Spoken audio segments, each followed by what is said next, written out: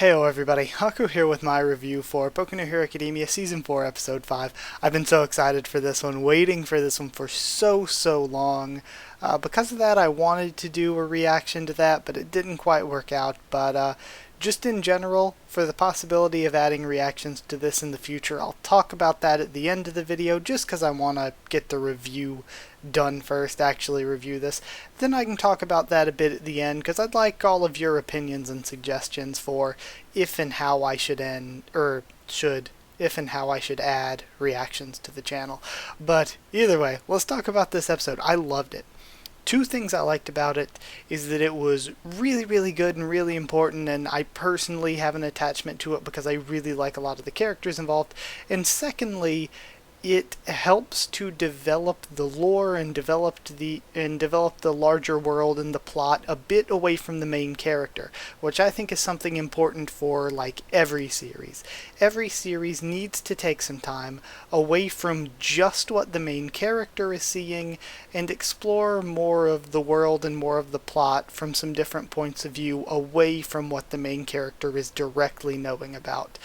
So from that aspect, I love things too, but mostly it's just Fat Gum, Tamaki, and Kirishima are three of my favorite characters in the entire series, so I'm glad that I finally get to see this episode focusing on them.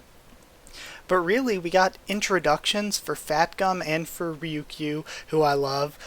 We have quirks, sort of. Not tons of information on them, but at least a little bit. For Nejire and Tamaki, we at least get to see their quirks and what they can do. We're introduced to the drugs that can enhance quirks, or the drugs that can block quirks. We get to learn about Unbreakable, which is amazing. Red Riot Unbreakable, I'm so excited.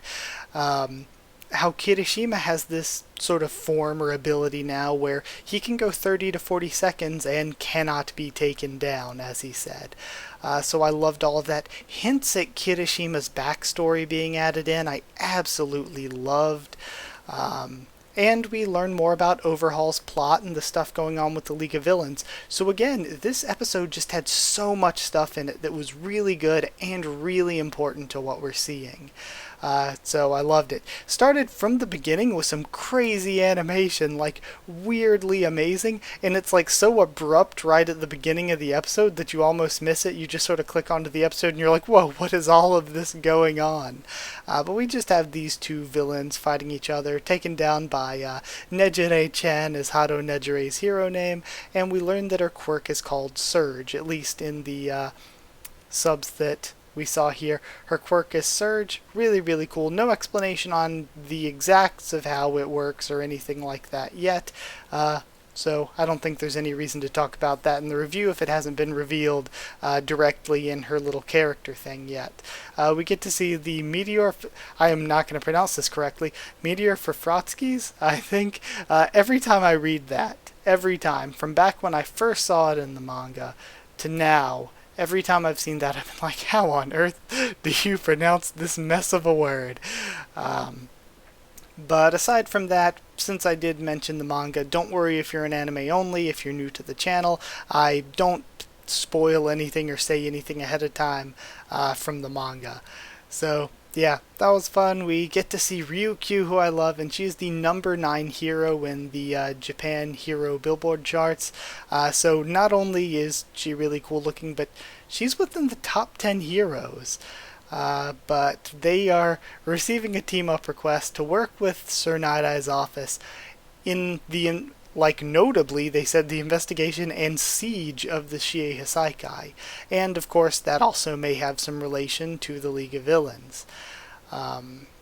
So from there, we get to see a bit more of the meeting that we were getting into at the end credit scene last week between Chisaki and Shigaraki.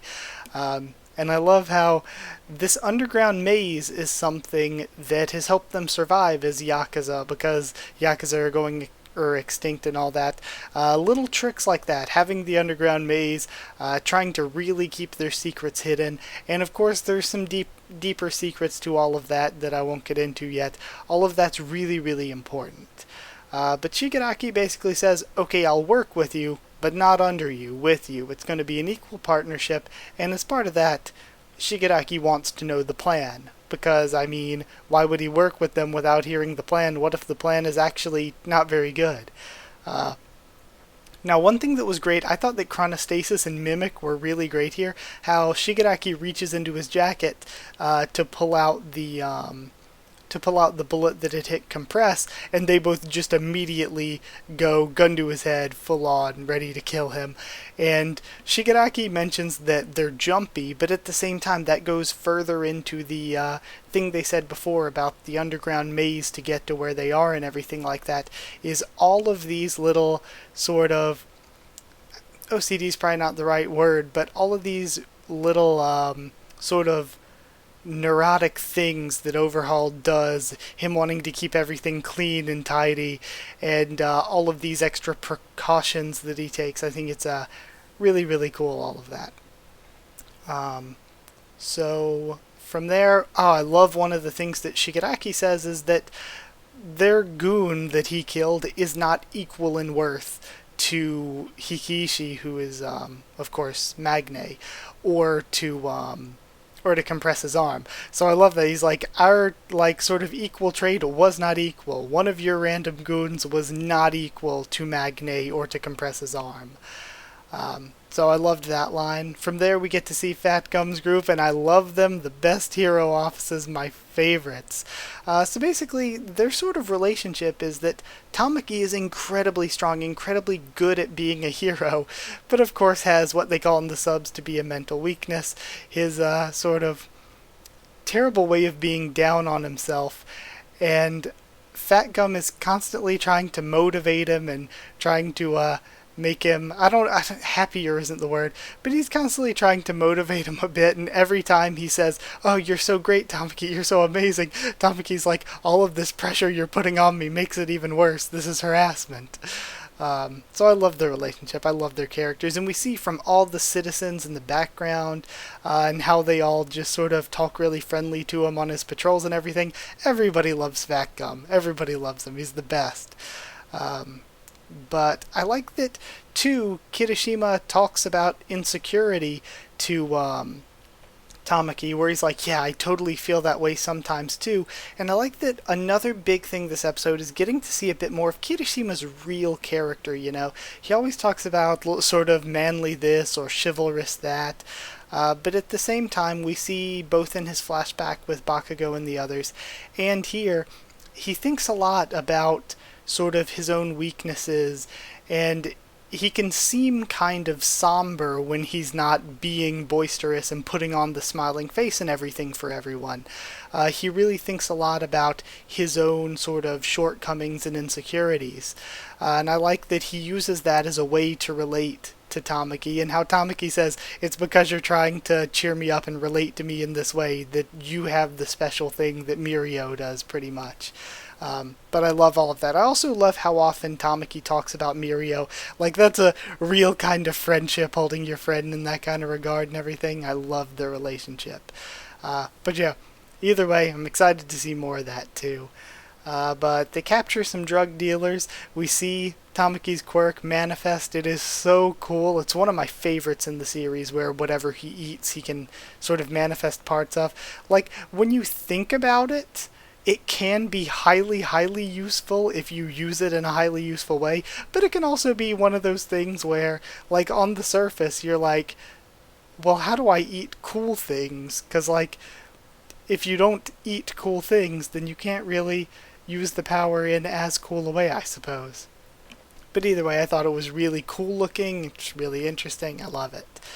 But Fat Gum has great senses to be able to sense the guy pulling a gun on them and turn and try to warn them ahead of time. But Tamaki gets his quirk blocked by one of those bullets, but luckily Kirishima is immune to bullets. The boy can just tank bullets. So the guy, after another thing played for comedy, after shooting him is like, ah crap, I can't save them, this did not work, and just runs away. So as Kirishima's chasing him down and taking him down, he's like, you can't just shoot somebody and run away from them. That's not how any of this works. You said you want to save your friends, but you just shot and then immediately gave up. So I thought that was really, really funny. Another thing that sort of you can extrapolate here, but also the citizens kind of mention later, is that a lot of heroes would have been scared of a guy with this guy's quirk. Or when you think, when he immediately turns on Kirishima and goes for his first attack, if Kirishima's quirk wasn't hardening like it is, he would have been a tough opponent for a lot of people. Kirishima is just lucky with both the bullet instance and in that he's always down on his quirk, saying that hardening isn't a good quirk, but hardening really sort of saved him from the quirk-stopping bullet and sort of gave him, not necessarily an advantage, but gave him a way to fight against this guy. So again, I thought it was cool how Kirishima always thinks that his quirk is so mediocre, and yet his quirk was helpful in this situation. But the guy uses a quirk booster because he said that his blades can't go past, what is it, did he say 10 centimeters long? So it's about as long as a box cutter. But with this sort of quirk boosting drug that he uses, not only are they like super long, it seems like he can extend the blades like however long they want, but they're also like stronger. Before, he wasn't able to break through Kirishima's hardening, but once he uses the booster on his quirk, not only does he have a longer range, but he actually starts to cut through Kirishima's skin. So I love, we get the flashback, and we see more of Kirishima being contemplative about his abilities, his standing among all the rest of his classmates and everything. And I love this, how he was top 8 within the, he was top 8 in the sports festival. He was number 2 when it came to the entrance exams, only behind Bakugo. And so he's always ranking this highly, but he's always sort of thinking about himself and being a little bit negative, but like he says when, and they translated it as cowardly, which I thought was a bit weird, but when Sarah's saying, like, you're weirdly down, aren't you? Or, you're, like, uncharacteristically down, he's like, no, I'm not whining about things, I'm just sort of contemplating sort of myself and everything like that. And I love how Kirishima thinks about himself like that. It's such a deep and cool character, and all these nuances are why I like the character so much. How he can be positive and upbeat and empathetic toward others, while at the same time sort of having his own insecurities that plague him. But Bakugo reminds him in the flashback that just not falling is being strong enough. So he uses Unbreakable. It's so cool. It's so awesome. It's something that he said he has trained his quirk to this level. This is the highest level of hardening he can do. And because of this, his body makes the creaking noise. It's awesome. But he cannot be brought down for 30 to 40 seconds, he says. So cool. And not only, another instance of nuance here, he's both drawing the attacks toward himself, which is like in a team instance, he's a great tank. He does things to draw the enemy's attacks towards himself, and not only draw the enemy's attacks toward himself, but to tank them and then counter and take down the enemy with the Red Gauntlet, which is a cool super move, but they translated it weirdly in both the sub and the dub. I didn't think they were going to in the dub, as Red Gun Turret, which makes so much less sense, and I don't know why they went with that translation. It seems like it should clearly be Red Gauntlet. That just makes a lot more sense in every way that I can think of. And I'm pretty sure, actually, I think a lot of my multilingual viewers out there can tell me if this is or isn't correct, but I'm pretty sure in some of the other translations it stayed in the anime officially as Red Gauntlet. But for some reason the English translation changed it to Red Gun Turret. So that's kind of a weird one, if that's the case. But I love, again, even after he sort of punches the guy, takes him out, he still tries to empathize with this situation, which is really cool. But Fat Gun stops him, and Fat Gun has this really, really cool advice that I think is worth noting for the show, is that villains can win in multiple ways. Villains can kill you, they can escape, they can knock you out, they could capture you. Villains could win in all these different ways, but heroes only have one way to win, so just focus on that. The one way a hero wins is to capture the villain without any casualties. So basically, the quicker you can make them lose the will to fight, the quicker your win is. So it's good to empathize with people, but Kirishima really should have made the guy lose his will to fight, capture him as quickly as possible. but he gains fans already. Like they said, they've seen enough to know that somebody with a crazy blade quirk like that would have scared off a lot of people, but he drew the attacks to himself and saved all of them. This flashback bit was really, really, really cool. We see some Mina in there, some of a certain villain whose name I won't say yet. But yeah, I'm not going to give too much away about that, but I loved seeing it here. And from there we get more info dropped from Fat Gum. He used to work with the cops, so he knows a bit about these sorts of drugs. The quirk boosting drugs were originally created to help people with weak quirks, but they're illegal in Japan, and this one must have been made somewhere else in Asia because the ones made in the US could last for an hour or two. So again, I like all of that. Fat Gum has this information and used to work with the cops and everything.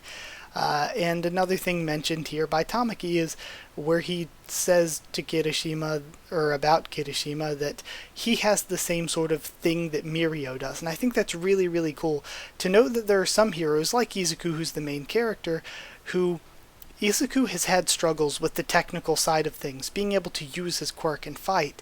And he's also had struggles with, just like recently with Night Eye, when he was trying to take the thing from him, and Night Eye's thinking to himself, you've been told again and again that you need to put on a smiling face when you're in trouble, but when you're actually being pushed to the limit, it's more difficult than that, isn't it? Because Izuku isn't smiling as he's like trying to grab the thing from him.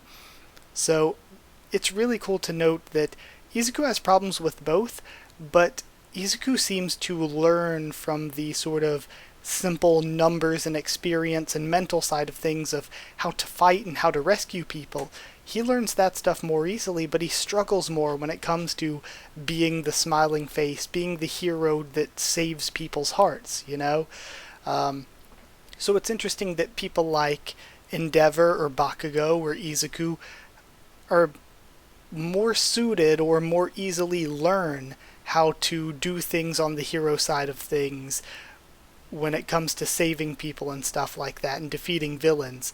But there are also people who just sort of have this charisma to them and sort of excel at saving people's hearts or being sort of a shining beacon for people like Mirio or Kirishima. So it's these two different things that, like All Might said, you kind of need both to be a hero, but we have some characters that excel more in one area than the other. Or you could put Tamaki in the first group as well, of being someone who's incredibly good at capturing villains and stuff, but at the same time he's not as good at being this shining beacon to help people.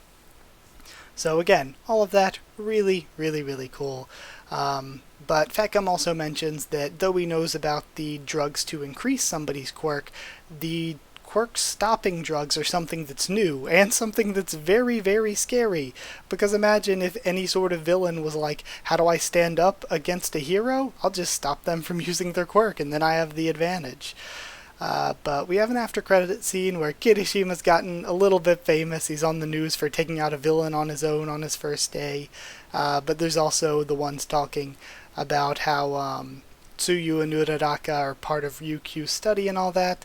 And Izuku says to himself that day after day he can't stop thinking about Eri. So yeah, episode as a whole, I loved it. It did a very, very good job at expanding on the plot and expanding on the lore away from the main character himself.